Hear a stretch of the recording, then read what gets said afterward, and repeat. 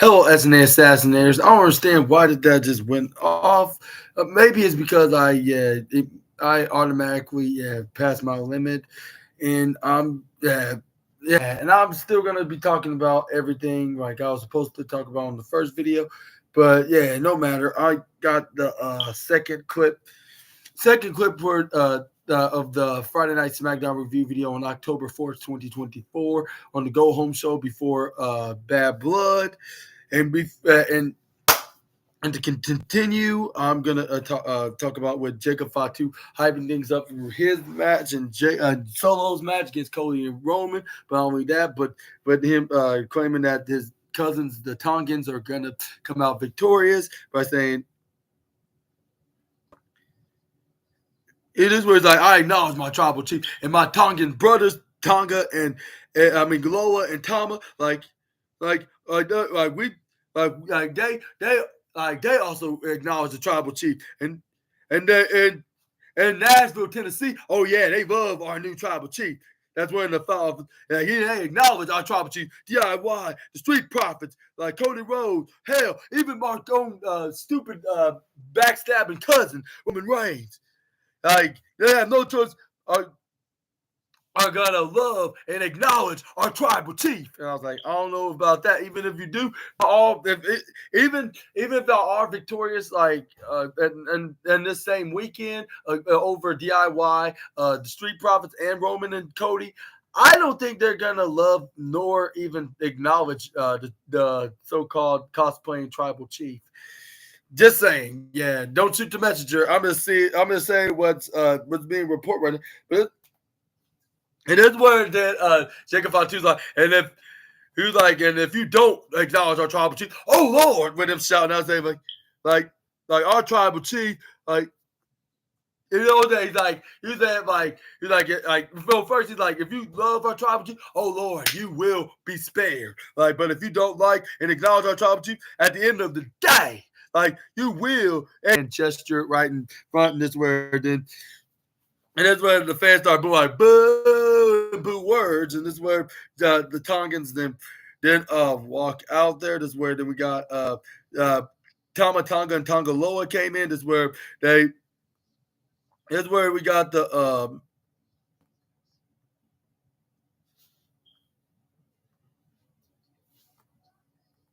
this is where then we got next up we have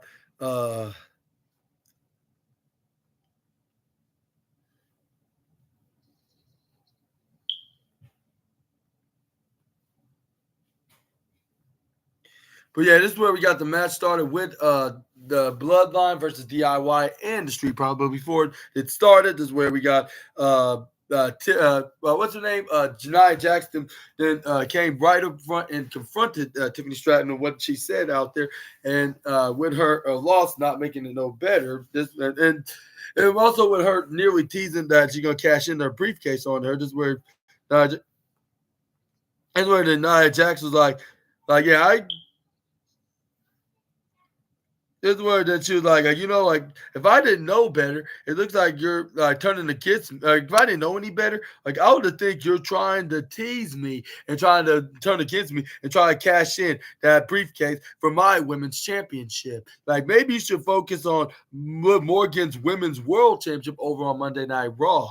Like over on Raw, that she also have her women's championship match against Rhea Ripley at Bad Blood tomorrow night. And this is where dudes like, again, if you would and that's only if you actually survives. And again, you can cash in the be a champion and fight for another day. Or you could tell me right now, Tiffy, like that you will never ever betray me. And that's what Tiffany starts like, yeah, of course not. I'm like, why would I want to betray my queen? Like after all, like you're my friend, you are my queen, like you're all this and stuff. Like I'll never betray you. And this is where Nia Jax's like, oh yeah, that's what I thought. And they're continuing to plant those seeds with her looking at the briefcase when Nia walked out of there and looking right at her, like behind her back. And this is where I was like, yeah, it looks like it seems like if I didn't know better, I would assume that she would cash in the briefcase, but it seemed like she's not going to be doing that for more months to come because you know how Triple H love that long-term booking when it comes to storylines.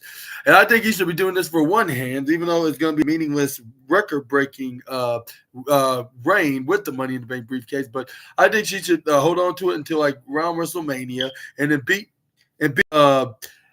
what Carmelo's reign of holding that briefcase for I don't know when, like over 300 days with that briefcase, if I'm not mistaken. But yeah, let me know about this in the comments if that's a record that you want Tiffany Stratton to break, along with her finally become the new women's championship. But let's move on and let's talk about like all the matches that they're hyping up that's going to be on tomorrow night's show, which I'm not going to get into until after I get done reviewing this video. But yeah, this is where once we got all the three teams coming out, this is where we got DIY and the Street Profits were thinking being on the same page because they both have a common enemy of the Bloodline, saying like what would be more easier of chances of one of us winning and becoming the new WWE Tag Team Championships by dethroning the Bloodline is to attack the Bloodline first, which that's was likely a smart move to do. Like with them attacking them, they took them out on the outside. It's where like once they took care of them, this is where we got the DIY and the Street Profits looking at each other. Like, okay, like now they're taken care of. Now it's just the two of y'all, the two of us. But yeah, this is where we got after they took care of him, took him on the outside, Johnny Gargano super kicking Tonga Loa, like being the last person out there. This is where Angelo Dawkins then hit a pouncing shoulder tackle, but this is where we got the DIY start going at it. We're going back and forth with each other. But it's where the bloodline start coming in. This is where they start attacking DIY once they got in the offense, and that's where they start hitting them right to the aprons until the Street Profits come in and help them out and took out the bloodline until like we got DIY to start fighting them, and this is where they got back in the offense. This is where they grab onto a ladder. This is where they then This is where they placed it right up in the middle of the ring, but this is where Angelo Dawkins come in and stop both members of the DIY with Montez Ford trying to easily step foot right into the ladder, but this is where Johnny Gargano, Tommaso Ciampa stop him by hitting some punches and some chops, which they probably earned themselves the 23rd and 24th spot on Gunther's IOU section on the envy list.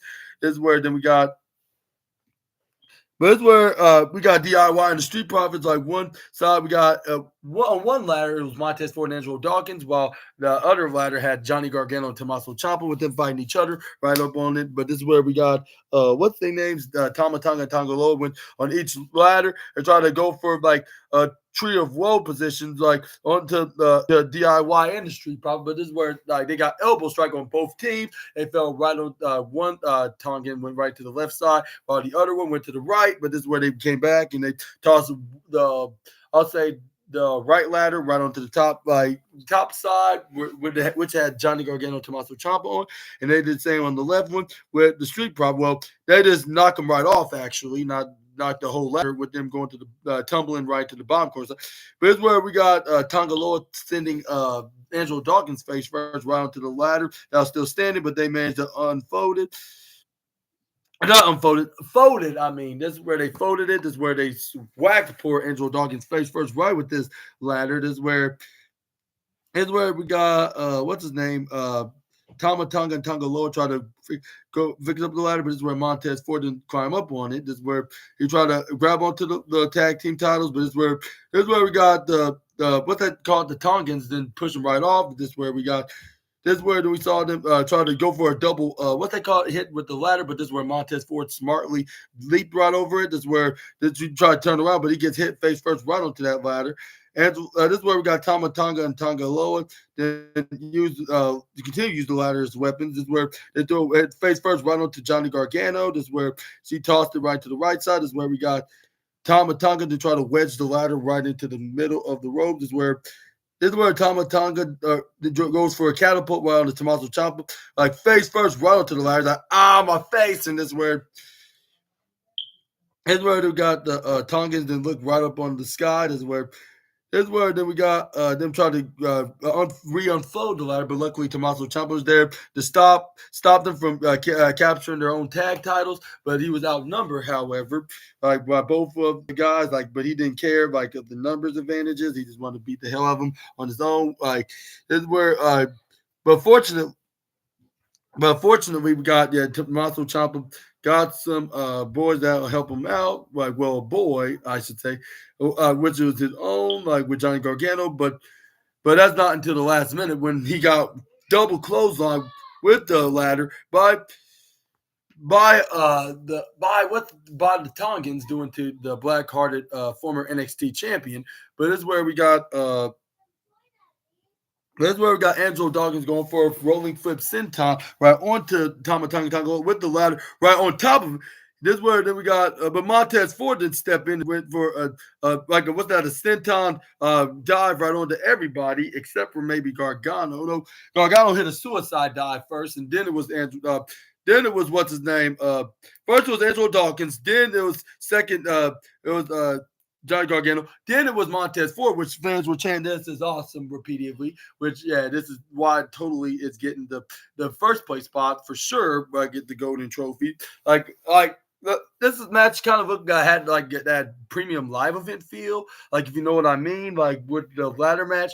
Like, if it wasn't on the like a cable channel, like I would assume this is a pay-per-view. Like, if it did not have the SmackDown logos on it, if I didn't know better, of course. But yeah, this is where fans are repeatedly chanting their "This is awesome" chants. Where B Fab was telling Montez Ford to go underneath the ring because she might see a couple of weapons that he can use that's for his advantage. But this is where Montez Ford's like, thank you for pointing that out. But it's actually on the top side is where it was none other than the Dudley Boys' favorite weapon in their careers in pro wrestling, and that is the tables, which that's the fans' favorite weapon that the wrestlers use in a no DQ match, which especially in WWE, like you cannot bring in no hardcore, no disqualification stipulated matches without the tables, which the fans for some reason love that. Like in match, that's where they start thanking Montez for it with him setting it up, but he gets ambushed by the Tongans. Like, this is where they start going after Tommaso Ciampa as well until they went up right up on the until they went right up on the top. But luckily DIY came back in. This is where they stopped Tama Tonga from reaching out for the tag team title. This is where both Johnny Gargano and Tommaso Ciampa playing defense by trying to pull on the Tama Tonga's leg. This is where they try to get ready to hit their signature tag team maneuver, which is their former NXT rivals finishing maneuver, which is the Shatter Machine, with Tommaso Ciampa tripping him right over, like finally right off the top of the ladder. That's where then he got him in the flapjack position while Johnny Gargano got him in the cold breaker and the Shatter Machine.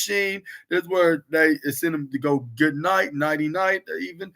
But this is where Tonga Loa then start slamming the ladders right into Johnny Gargano and Tommaso Ciampa's face. This is where then we got Tonga Loa then picks up the ladder, folding it. I'm saying the complete opposite of what he did, but this is where we got Tonga Loa. Then I'm not sure if it was a botch or he intentionally did it because it was very sloppy. With him hitting the bottom part of the ladder around the midsection of Johnny Gargano, and he did it to Tommaso Ciampa right into the midsection. This is where Tonga Loa then try to pick it right back up with him. So, okay, I got it up. This is where then he tried to hit it right into both, trying to decapitate both Gargano and Tommaso Ciampa right into the head with the exact same ladder, but they both double super kick him right at the same time. Like with that ladder they try to use to take their heads out with, that's where it went right into the middle hole of it, like that where the steps are, like that are folded in. That's where it was right in his head,